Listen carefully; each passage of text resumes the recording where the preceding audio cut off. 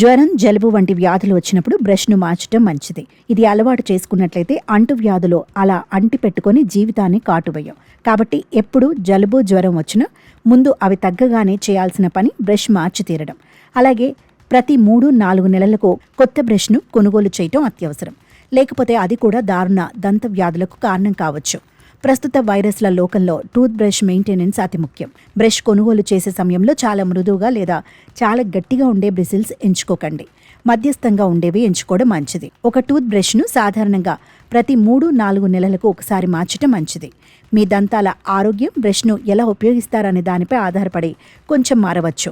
బ్రష్ను ఎక్కువ కాలం వాడుతుంటే కాలక్రమంలో టూత్ బ్రష్లో బ్యాక్టీరియా, వైరస్లు పెరిగే అవకాశం ఉంటుంది. ఇవి మళ్లీ నోటిలోకి వెళ్లి దంతాలు, చిగుళ్ల సమస్యలకు కారణమవుతాయి. తరచూ ఒకే బ్రష్ ఉపయోగించడం వల్ల బ్రిజిల్స్ అంటే బ్రష్లోని రోమాలు మృదువుగా మారి తగినంతగా పళ్లను శుభ్రం చేయలేవు. బ్రిజిల్స్ దంతాల ఎనామిల్ను దెబ్బతీసి దంతాలు సున్నితంగా మారేలా చేస్తాయి.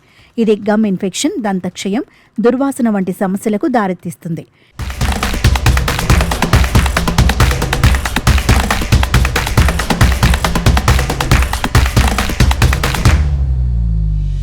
నోటికి సంబంధించిన ఇన్ఫెక్షన్లో బ్లడ్ స్ట్రీమ్లోకి వెళ్లి ఇతర ఆరోగ్య సమస్యలను కూడా కలిగించవచ్చు.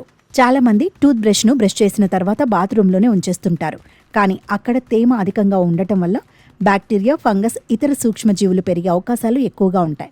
బాత్రూంలో గాలి చలనం తక్కువగా ఉండటం కూడా దీనిని మరింత ప్రమాదకరంగా మారుస్తుంది.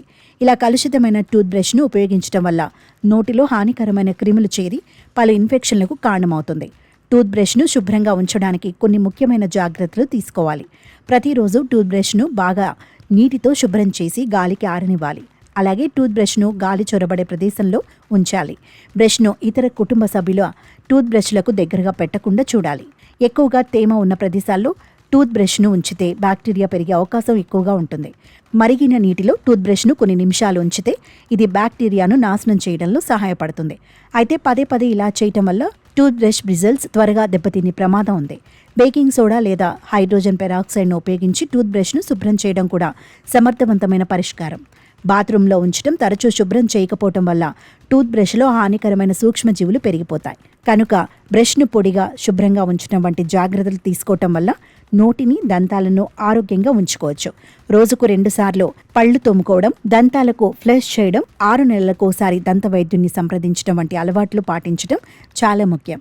దంతాలు ఆరోగ్యంగా ఉంటే మీరు కూడా ఆరోగ్యంగా ఉన్నట్లు లెక్క.